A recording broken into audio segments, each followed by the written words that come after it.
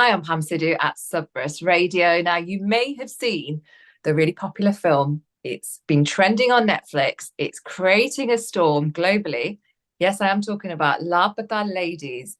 And of course, I like to bring you exclusive content here on the show. So we are now joined by scriptwriter Sneha Desai.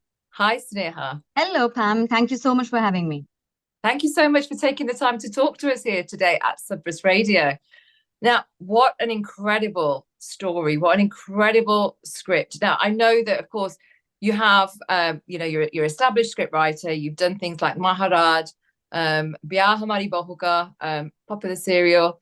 Everything has led you to this point.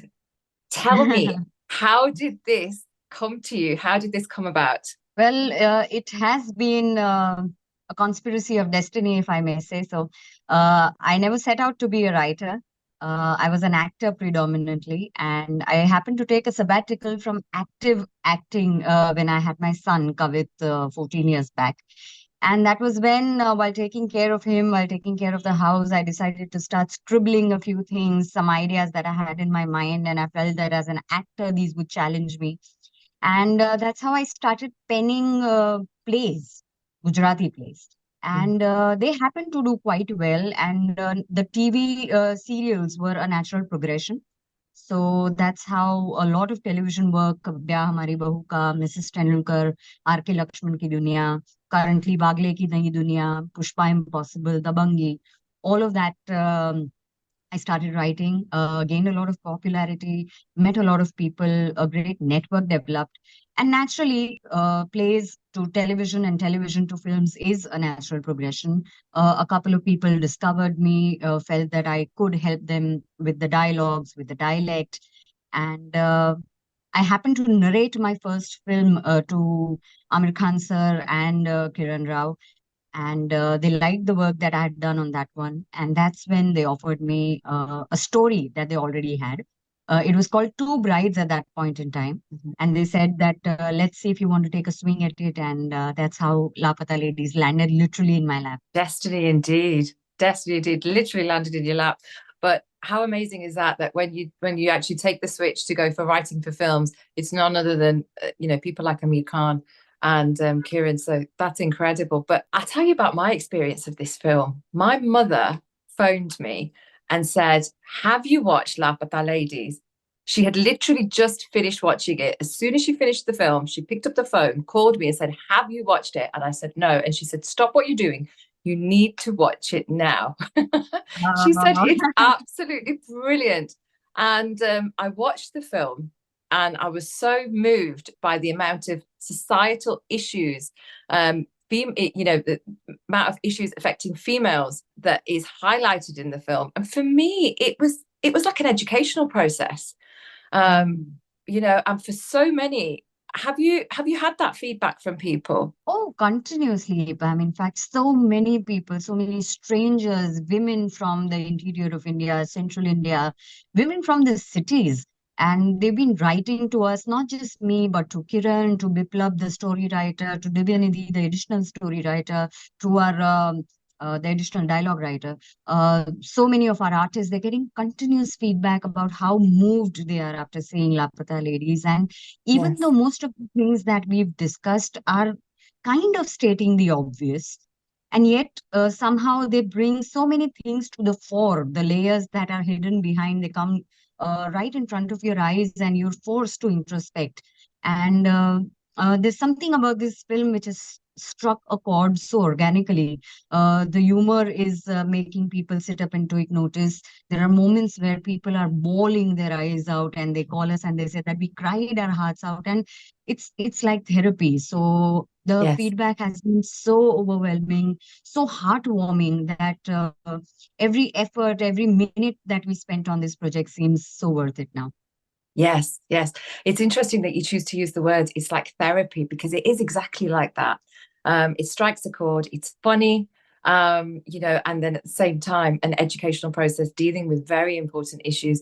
And I'm sure that, from what you're saying in terms of the response that you've had, many, many women in India, especially India, Pakistan, Bangladesh, they can relate to it. They can, they think, hang on, that's my story. or that was my mum's story, or this happened to my friend, or this may have been the way we were treated for so many ladies. But I have to ask you, Sneha, what was your favorite scene out of all the scenes? Actually, quite a few scenes have really made people sit up and take notice, which is quite rare in films these days. But one of the most favorite moments that I have in the film is when the lady at the station, Manjumai, takes a bit of kalakan, the sweet, in her hands and puts it in her mouth and just shuts her eyes. And that's a culmination of so many stories in the film. It's a culmination of so many moments in the film.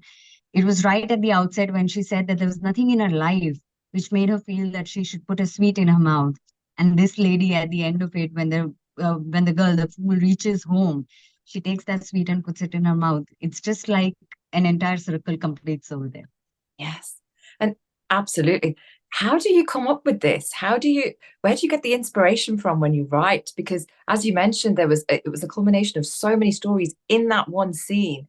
There's so much that's even, you know, unsaid but depicted in the scene. How do you do it? um, I don't think there was too much of thought that went behind it, in the sense we just let the characters flow. The stories had to culminate in a beautiful way, and we wanted to do it in the most effortless way, if I may say so.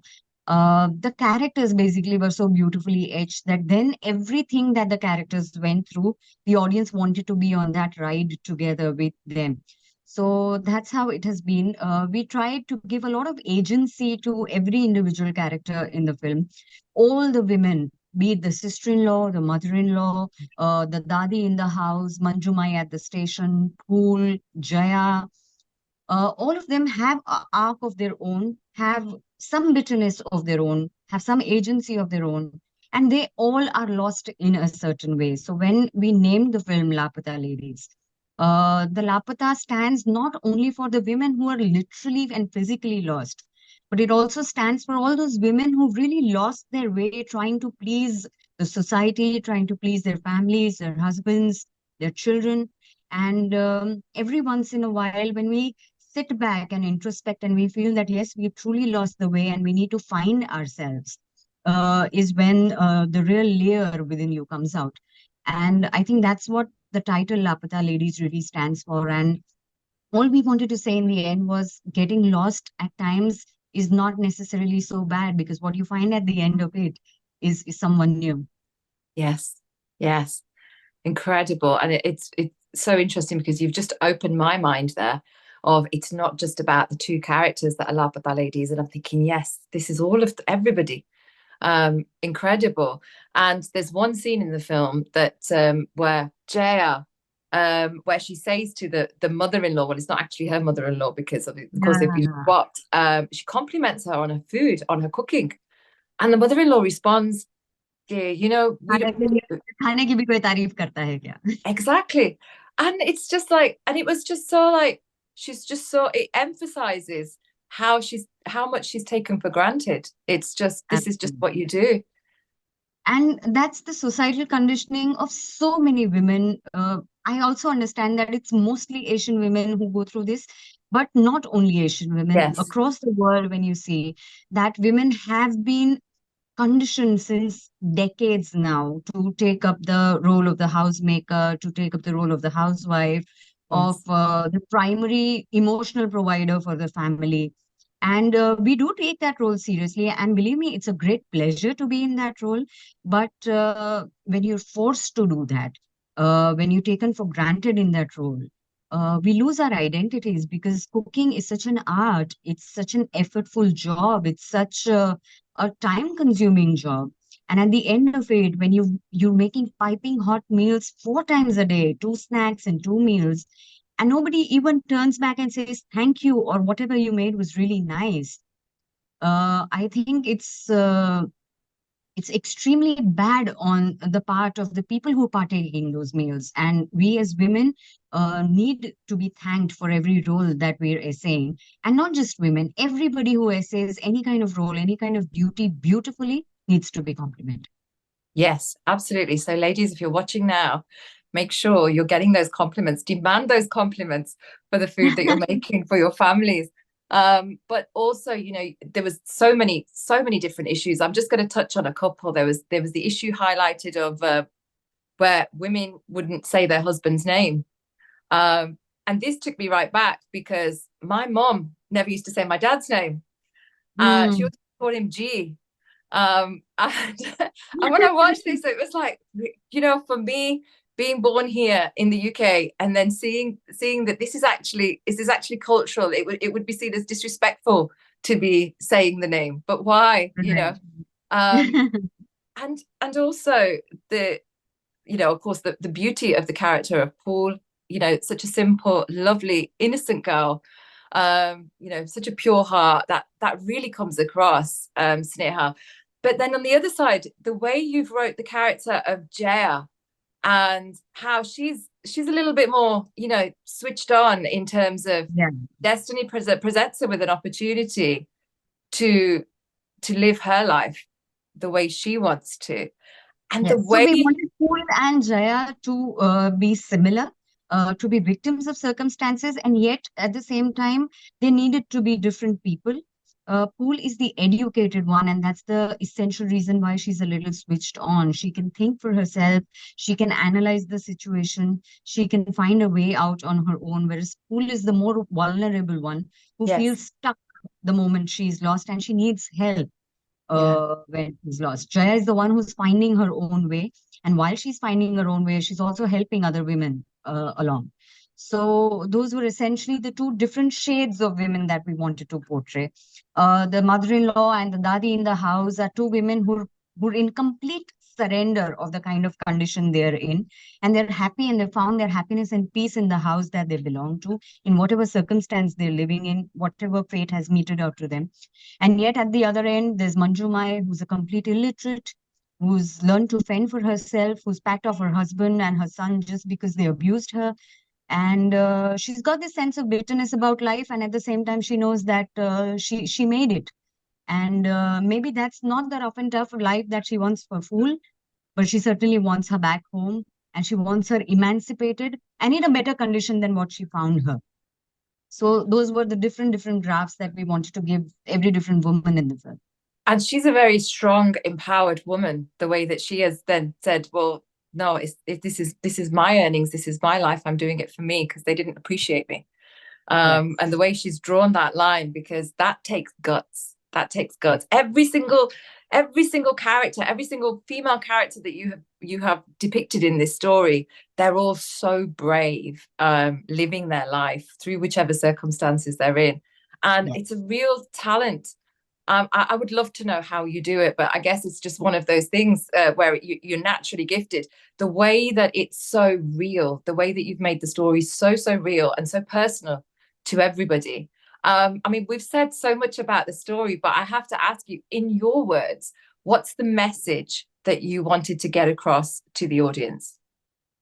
Well, when Kiran, the director, and we set out to design the film the way it has now come out, we were most certain that we wanted to say a lot of things, but not in the most preachy way. We did not want to sermonize. We did not want to impart education in the most traditional way. So we found humor to be the most disarming way in which we wanted to do this. And again, the situations that we put our characters in are so normal, are so natural, that they happen day in and day out in all our lives, but we don't really sit and take notice. That is primarily the reason why people identify with them so much, because yes, we do not compliment our moms for the cooking. Yes, moms have stopped expecting that we'll compliment them for their cooking. There are so many times that we do not cook what we like, because why go through the drudgery when everybody likes different things? So it's either the child or your husband or your in-laws who take the precedence, and whatever they like is primarily cooked in the house. We often trade our dreams off for peace in the family, because you don't want to rock the boat. You learn to sidestep out of any kind of confrontation because you don't want that kind of an atmosphere in the house. So those are the conditionings that we wanted to challenge. At the same time, we did not want to be the flag bearers of feminism in a toxic way. We did not feel that we needed to go about male bashing. So even people like Deepak's father, the transformation of the cop in the end, there's a Yes. genuinely nice people who are touched by goodness and want to go by what is right. So we wanted the men to be wonderful counterparts for the women and not opposers Yeah. in the traditional sense. So the lesson or the teachings that we wanted to give were that you're just one step away from the life that you really want to live. And that one step might seem very big, very high, very large. But the moment you take that leap of faith, you will see that it wasn't really as difficult as you imagined in your mind that it will be. And the life of your dreams is not too far away. So try and reach out in whatever means you can, with whatever limitations you have. I don't mean that you need to desert your family, you need to desert your household or your children or just go out there and do your own thing. No, it's with all of these things as well. When you train your mind to also prioritize what you like, what you love, and once you start practicing the fact that you are also, yourself also needs love and needs prioritizing, that's when these changes will automatically start taking place in your life. Some very, very important points and messages there, Sneha. Absolutely incredible. Train your mind, train your mind to prioritize yourself, to give yourself self-love. And that's a really important point, because if somebody else isn't complimenting your cooking, compliment yourself for your cooking. As Absolutely. you're eating, say, do you know what? You've done a really good job here. Well done. This is delicious. Make what you like as well. Really important points. And as you mentioned, then the male characters, there was no male bashing in this film, which is why it's so impactful, because these are issues that affect us all, regardless of gender in society. Because of course we're made up of families of men and women, and the way Deepak, the character of Deepak, he's so sweet. The way it's done, they're so in love. Ravi Kishan, what an incredible twist there. That's Yes. all I'm going to say. I'm not going to give away any more spoilers, but I was just sat there doing this, cheering from my sofa. That's the effect that this film had on me. Um, Absolutely brilliant. Now, how has you've already, mentioned that there's been a huge response in terms of people contacting and saying, you know what, we can relate to this. We know that there's been a really big response here in the UK as well for the film. But I have to ask you, you've left us wanting more. So what's coming next from you, Sneha? Well, Kiran and I would definitely like to now join hands again on some project. Talks are on, but of course, nothing's on cards as yet. We're actually literally soaking in all the warmth that we're getting from Laapataa, because we've been working since a couple of years. COVID kind of delayed all our plans. Finally, we made it to the theaters and eventually to Netflix. So, as of now, we're basking in the glory. We're also trying to take the film to the grassroots, to the interiors.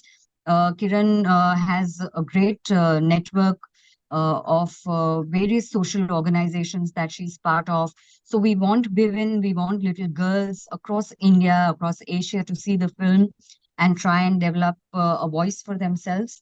And Yes. yes, sooner or later, there will be some story that we'd love to again gel on and bring it back to the audiences. Well, we look forward to it. And a very big thank you to yourself, to Kieran, to Amir Khan, for giving us this film, and the entire cast and team that worked on it, because together, you've got the ingredients in this film are just so amazing that we've got a real recipe for success here. It's a real heartfelt film. So thank you so much. And thank you for taking the time to speak to us today at Sabras Radio. I'm so glad to be a part of this. And thank you, Pam, and thank you, Sabras.